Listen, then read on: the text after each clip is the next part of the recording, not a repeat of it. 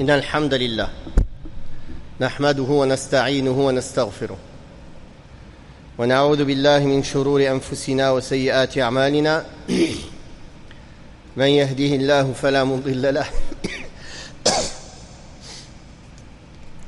ومن يضلل فلا هادي له وأشهد أن لا إله إلا الله وحده لا شريك له وأشهد أن محمدًا عبده ورسوله يا أيها الذين آمنوا اتقوا الله حق تقاته ولا تموتن إلا وأنتم مسلمون يا أيها الناس اتقوا ربكم الذي خلقكم من نفس واحدة وخلق منها زوجها وبث منهما رجالا كثيرا ونساء واتقوا الله الذي تساءلون به والأرحام إن الله كان عليكم رقيبا يا أيها الذين آمنوا اتقوا الله وقولوا قولا سديدا يصلح لكم أعمالكم ويغفر لكم ذنوبكم ومن يطع الله ورسوله فقد فاز فوزا عظيما أما بعد فإن أصدق الحديث كتاب الله وخير الهدي هدي محمد صلى الله عليه وسلم وشر الأمور محدثاتها وكل محدثة بدعة وكل بدعة ضلالة وكل ضلالة في النار. Nous continuons ces cours dans l'explication de Manhaj Salikin en langue française dans le chapitre du pèlerinage, du Hajj. Donc aujourd'hui nous allons expliquer, Inch'Allah, nous allons revenir sur les conditions de validité du tawaf et du sa'i et finir le chapitre. Et après cela nous allons reprendre un résumé sans rentrer dans les détails de la manière dont on doit accomplir la Umrah et de la manière dont on accomplit le Hajj. Et si Allah nous le permet, la semaine prochaine, nous ferons un autre chapitre qui est lié au Hajj, mais qui ne rentre pas dans le chapitre du Hajj, Inch'Allah. Donc, les conditions de validité du tawaf sont premièrement l'intention. Deuxièmement, commencer de la pierre noire et finir à la pierre noire. Le suivi entre les 7 tours, selon le madhab de l'imam Ahmed, c'est une condition. Chez l'Ahnaf et Shafi'iyya, c'est recommandé, ce n'est pas une condition. Le suivi entre les tours. Puis le cheikh a dit, il est sunnah au moment de commencer à la pierre noire, de toucher, d'embrasser la pierre noire ou de la toucher, ou bien de faire signe. Puis il a cité en cela un hadith. Il dit Bismillah Allahu Akbar, et il a cité une dua. Mais cette dua est faible. Cette dua est attribuée à Ali ibn Abi Talib, mais elle est avec une chaîne de transmission faible. La 4e condition, c'est que la Kaaba, la maison sacrée, soit à sa gauche. C'est-à-dire, si il fait le tawaf en marche arrière parce qu'il est en train de s'occuper d'un groupe de femmes, par exemple, ou de ses enfants, c'est invalide. S'il fait le tawaf la poitrine face à la Kaaba, c'est-à-dire de côté, c'est invalide. Il doit absolument faire le tawaf, son épaule gauche, en direction de la Kaaba. La 5e condition, c'est de finir 7 tours. On a déjà dit, un tawaf, c'est jamais moins de 7 tours. La 6e condition, c'est qu'il soit purifié de la grande et de la petite impureté, c'est-à-dire qu'il ait les grandes ablutions et les petites ablutions. La 7e condition, c'est que sa nudité soit couverte, car le prophète sallallahu alayhi wa sallam a interdit de faire le tawaf nu. Donc voici les conditions de validité du tawaf. Puis le cheikh a dit, être pur pour tous les autres rites du pèlerinage en dehors du tawaf n'est que recommandé, ce n'est pas obligatoire. Puis il a rapporté un hadith où le prophète sallallahu alayhi wa sallam a dit, le tawaf autour de la maison est une prière, sauf qu'il lui est permis de parler de bonnes paroles. Puis le cheikh a rapporté le hadith que c'est une sunnah de découvrir l'épaule droite au tawaf de Qudum, le tawaf d'entrée ou bien le tawaf de la Umrah, pour celui qui fait une Umrah. Et ceci en mettant le milieu de son rida, de son drap, sous son épaule droite. De même que de trottiner les 3 premiers tours, c'est une sunnah. et de marcher les 4 autres tours.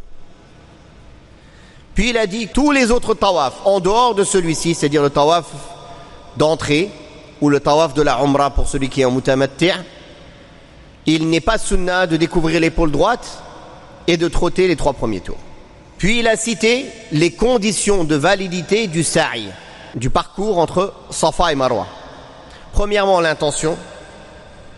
Deuxièmement, finir 7 parcours. Un parcours, ce n'est pas un aller-retour.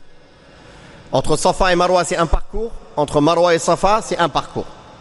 Donc on commence à Safa, on finit à Marwa. Troisième condition, de commencer par Safa.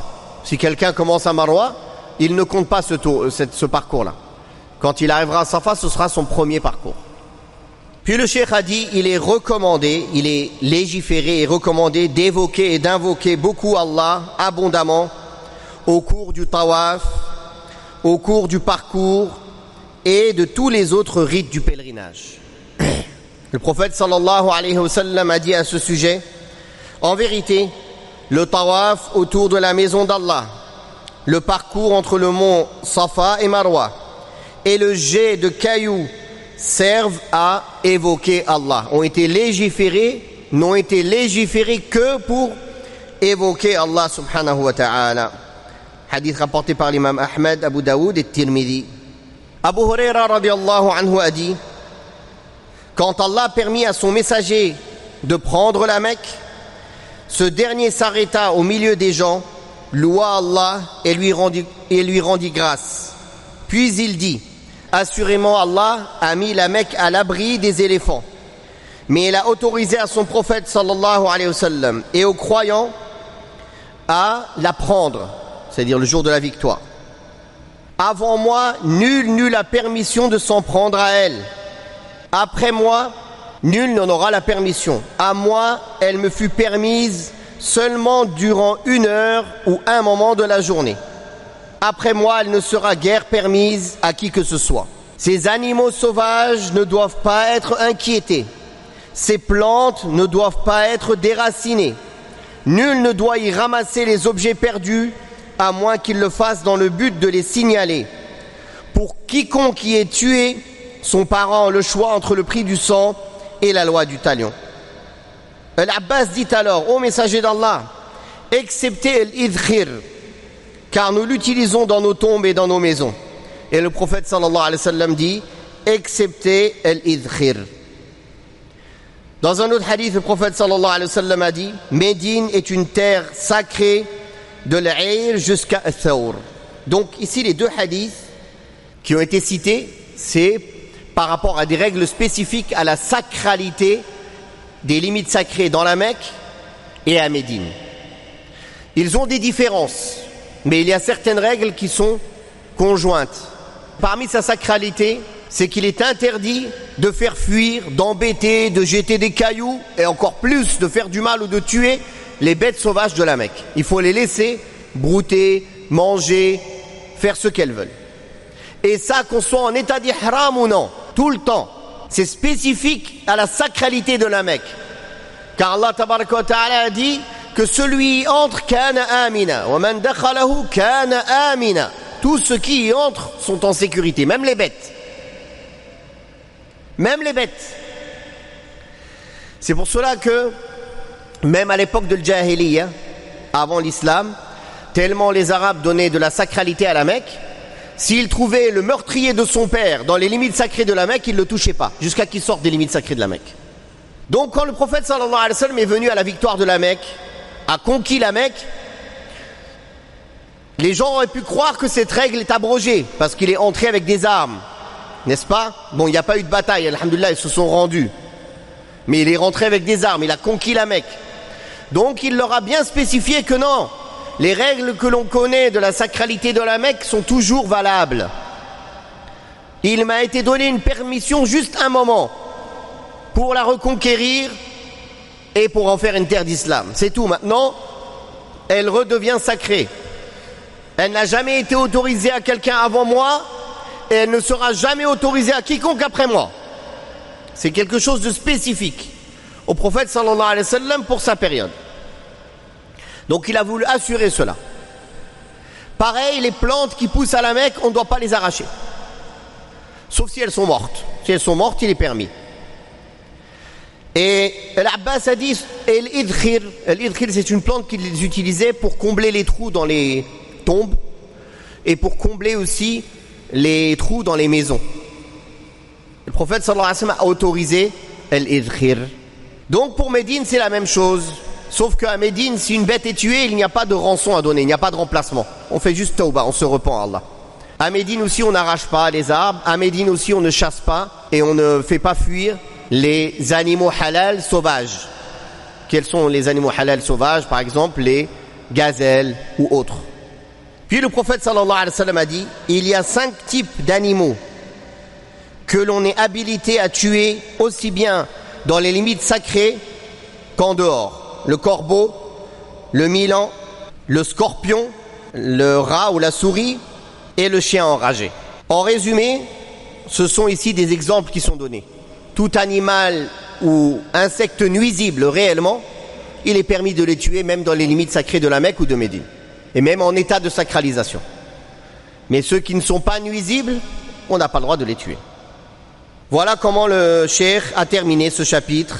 Là, on va revenir à un résumé de comment faire la Umrah et le Hajj. Comment accomplir la Umrah de manière résumée?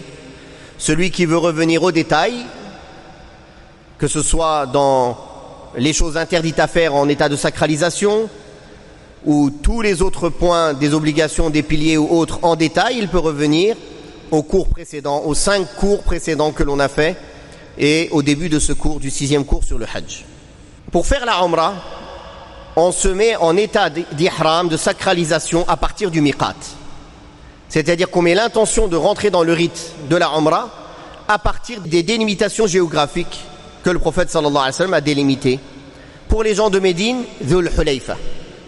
Pour cela, on fait le ghusl, les grandes ablutions. Si besoin, on se coupe les poils, les ongles, les cheveux, la moustache. Et même les femmes qui ont leur menstru font le ghusl. Et on met l'habit du ihram pour l'homme, c'est-à-dire un izar ouvert, non cousu, et un rida, un tissu qu'on met sur ses épaules, c'est tout. La femme porte tout ce qu'elle veut, sauf le niqab et les gants. Elle a le droit de se couvrir le visage et les mains autrement, avec son voile qu'elle fait tomber ou autre, mais elle n'a pas le droit de porter un niqab ou des gants. Il est recommandé de prier à Dhul Hulayfa, spécifiquement, car il y a un hadith où le prophète sallallahu alayhi wa sallam a dit qu'il lui a été révélé, prie dans cette vallée bénie. Donc quand notre miqat c'est Dhul Hulayfa, quoi qu'il arrive, il est recommandé de prier à cet endroit-là. Mais si notre miqat est un autre miqat, s'il n'y a pas une prière obligatoire ou surrogatoire précise à faire à cet endroit, il n'est pas spécialement recommandé de prier dans ces endroits-là. Là, on prie à Dhul Hulayfa, pourquoi?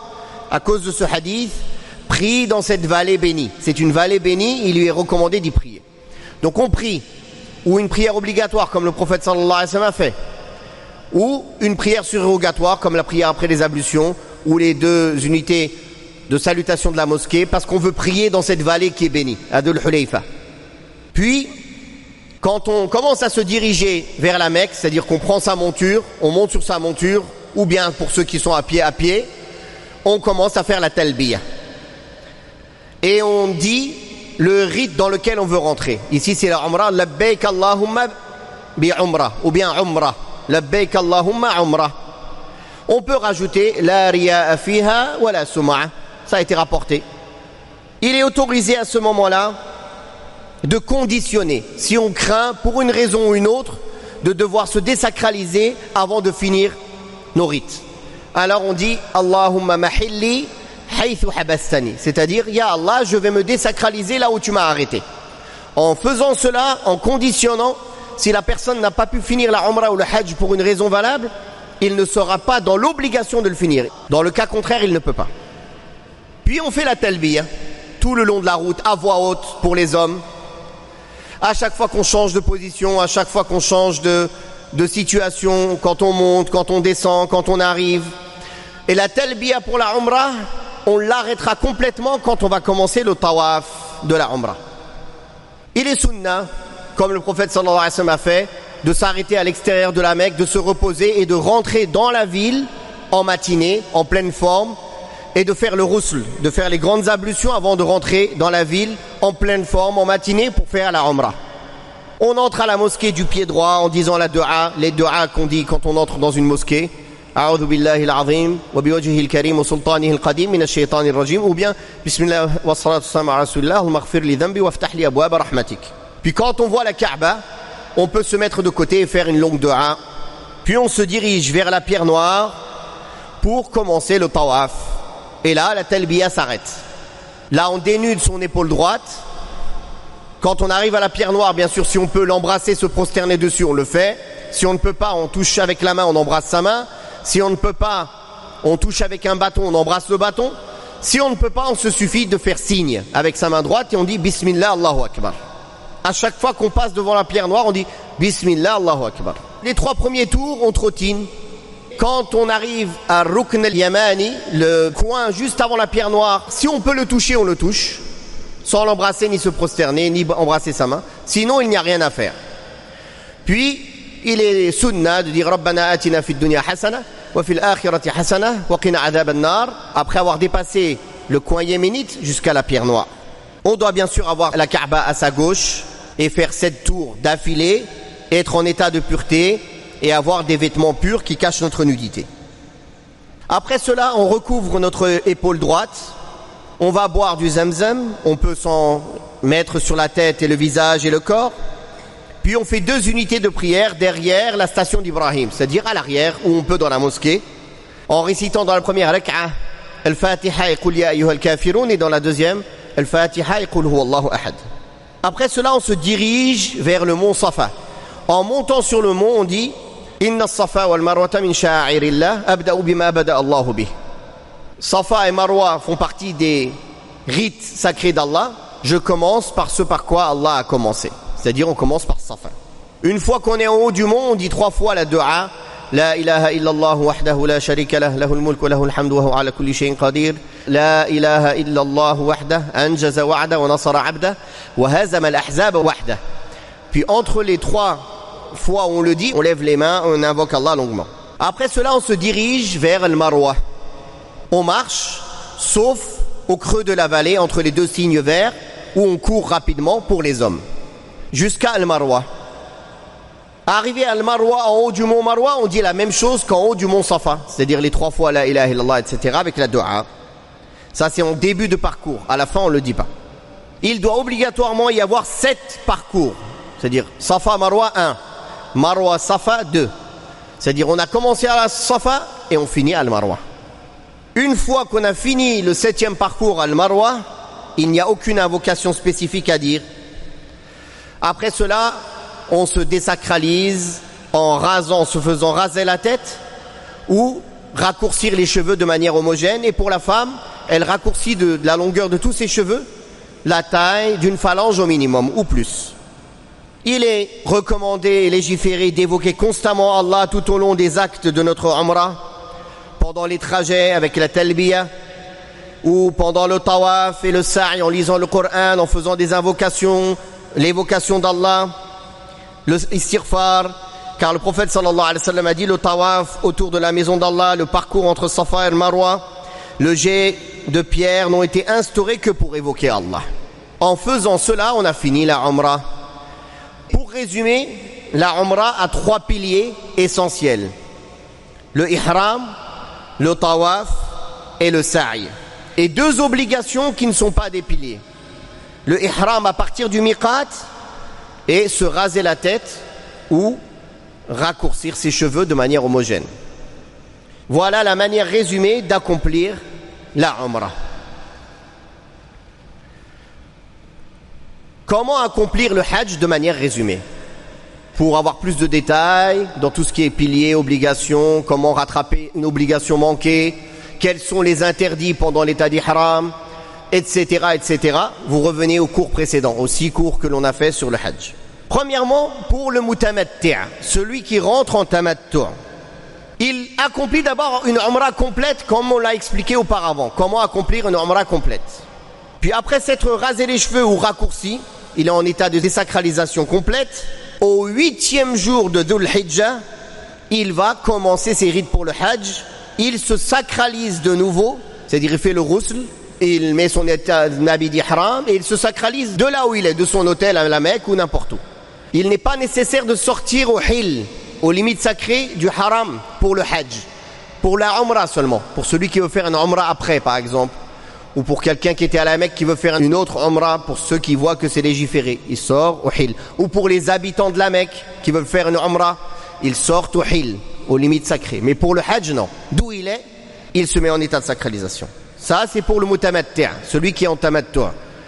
On a expliqué qu'est-ce que c'était le tamattu', un des rites du hajj.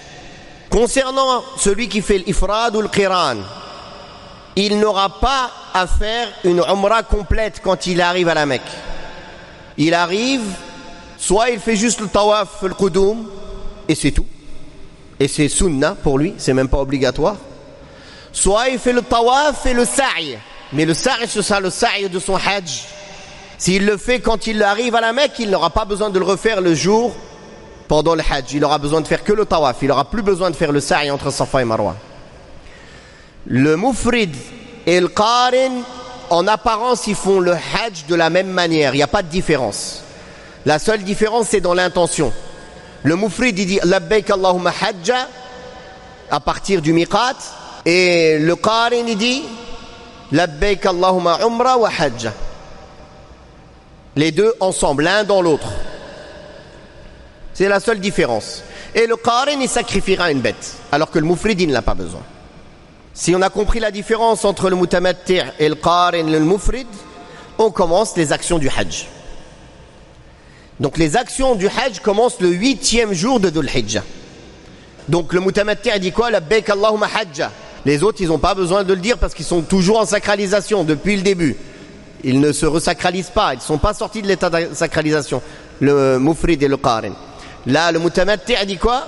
Il fait le ghusl, il met l'ihram, il dit labbaik Allahumma hajja maintenant. Parce qu'il a fait d'abord la umrah, maintenant le hajj. Et après avoir mis l'ihram et le ghusl, etc., et avoir mis l'intention, il fait la talbiya, donc il commence la talbiya de nouveau. Il va à Mina. Il prie là-bas toutes les prières obligatoires, les prières de 4 rak'at en 2, mais il ne les réunit pas. Quand il finit de lapider la grande stèle, la talbiya s'arrête.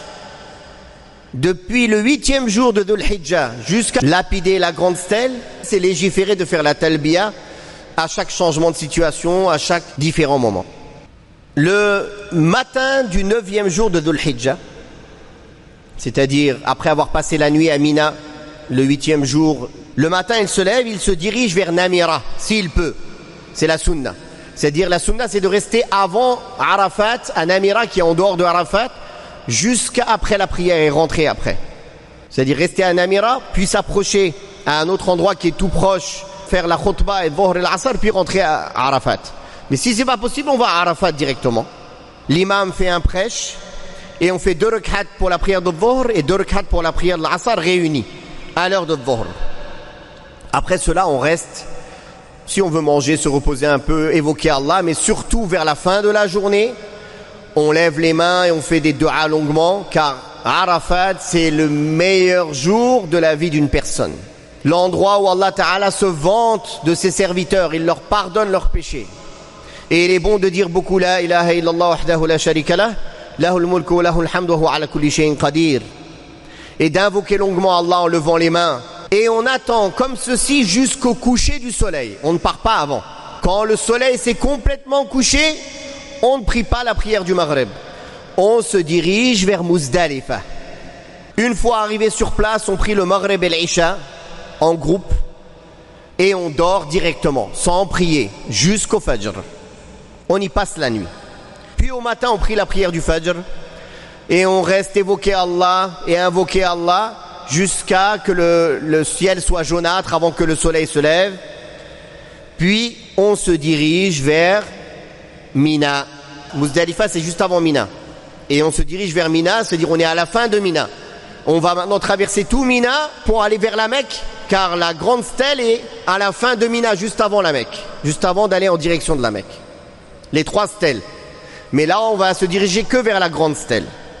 Il se dirige vers la grande stèle, en laissant Mina à sa droite, la Mecque vers sa gauche, et il jette 7 pierres qu'il aura ramassées sur Amina, ou ailleurs, mais là, le prophète sallallahu alayhi wa sallam les a ramassées à Mina, des pierres qui ne sont pas plus petites qu'un pois chiche et pas plus grandes qu'une phalange, des petites pierres.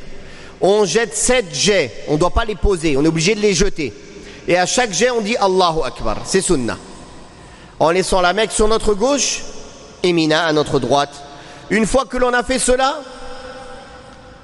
on arrête la talbiya, c'est fini, il n'y a plus de talbiya. Pour le mutamatti' et le qarin, c'est le moment de sacrifier la bête. Et pour celui qui n'a pas, il devra jeûner 3 jours au hajj et 7 jours quand il rentre chez lui. Ou il les a jeûnés le 7, 8, 9 de Dhul Hijjah, ou il les jeûnera les jours de Tashriq, 11, 12, 13 de Dhul Hijjah. Et 3 jours en rentrant. Sauf les habitants de la Mecque et les gens qui habitent à une distance moins loin que d'un voyage de la Mecque, ils n'ont pas de bête à sacrifier, même s'ils font le tamattu' ou le qiran. Puis on se rase les cheveux ou on les raccourcit.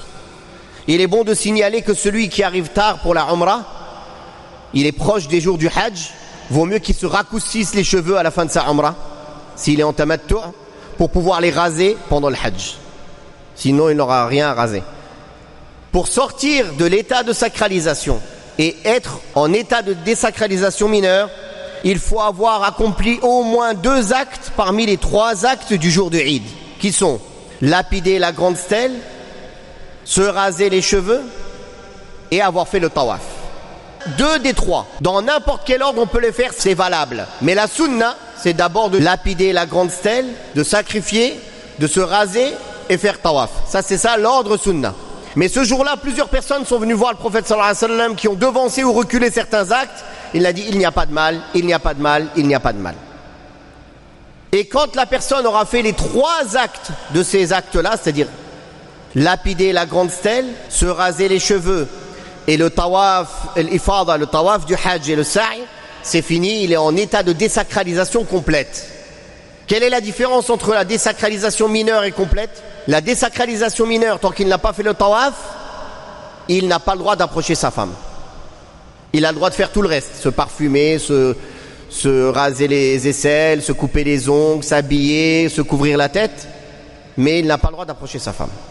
Il faudra attendre qu'il soit en état de désacralisation majeure pour pouvoir approcher sa femme. Puis vient le moment de faire le tawaf du hajj. Bien sûr, la sunna, celui qui peut, il le fait le jour du Eid, mais c'est très compliqué. Sinon, pendant les jours de Tashriq, c'est mieux.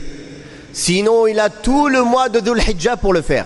Ça, c'est très utile, surtout pour les femmes qui ont leur menstru. Qu'elles ne s'empressent pas de rentrer, qu'elles attendent d'être pures et faire le tawaf du hajj. La manière de faire le tawaf du hajj, c'est exactement la même manière qu'on a expliqué pour la Umrah ou pour tawaf al-Qudum, le tawaf d'entrée. Sauf qu'on se dénude pas l'épaule droite et on ne trotte pas les 3 premiers tours. Tout le reste, c'est pareil. Toutes les sunnahs, le zamzam, les 2 rak'at à faire, tout est pareil.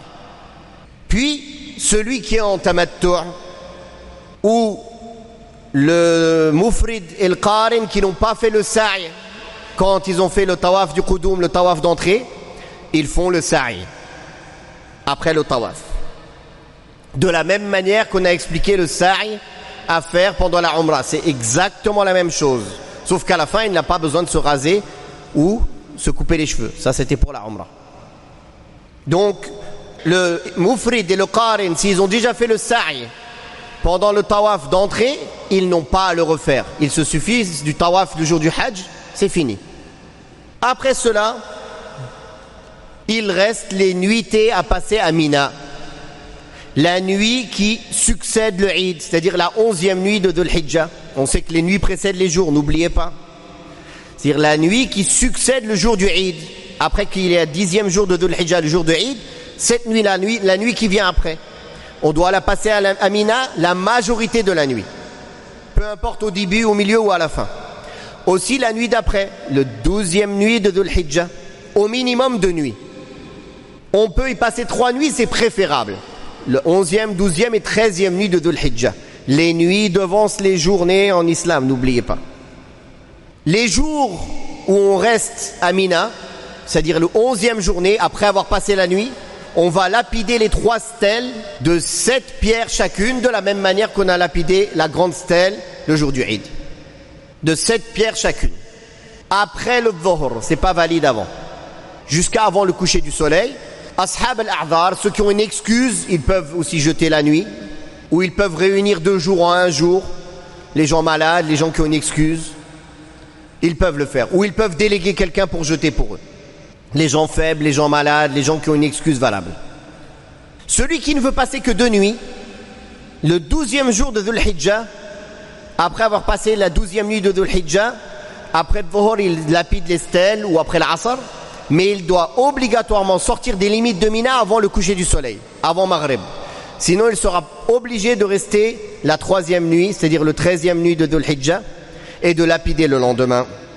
Il est bien sûr préférable de rester 3 nuits. C'est ce que le prophète sallallahu alayhi wa sallam a fait. Et c'est ce à quoi a encouragé Allah tabaraka wa ta'ala, a dit فَمَنْ تَعَجَّلَ فِي يَوْمَيْنِ فَلَا إِثْمَ عَلَيْهِ وَمَنْ تَأَخَّرَ فَلَا إِثْمَ عَلَيْهِ لِمَنِ اتَّقَى. Après cela, il reste un seul acte à faire. Quand on est resté à la Mecque, ça y est, on n'a plus rien à faire. On reste à la Mecque, on profite de la Mecque, on prie à la prière, à la mosquée, on fait des tawafs surérogatoires, des du'a. Avant de quitter la Mecque, on fait tawaf al-wada', le tawaf d'adieu. C'est une obligation qui n'est pas un pilier. 7 tours de circumambulation et les 2 rak'at et on part. Il n'y a pas de sa'i, bien sûr. Voilà la manière d'accomplir le hajj en résumé. Pour s'en tenir à l'essentiel, on va rappeler les piliers, les obligations. Les 4 piliers du hajj sont le ihram, la station à Arafah, le tawaf du hajj et le sa'i du hajj. Et les obligations qui ne sont pas des piliers, et pour comprendre la différence, vous revenez au cours précédent, il y a le ihram à partir du miqat, rester à Arafah jusqu'à la nuit, passer la nuit à Muzdalifa, passer les nuits à Mina, les 3 nuits de Tashriq. On ne parle pas de la première nuit, la 8e nuit. Le jet des stèles le jour du Eid, la grande stèle, et les jours de Mina, Ayyam Tashriq, les 3 stèles, c'est obligatoire. Raser les cheveux ou les raccourcir, c'est obligatoire. Et le tawaf d'adieu, c'est obligatoire. La femme qui a ses menstrues est exemptée de faire le tawaf d'adieu. Voilà en résumé les actions du hajj. Wallahu ta'ala a'la wa a'lam. وصلى الله على محمد وعلى آله وصحبه وسلم والحمد لله رب العالمين.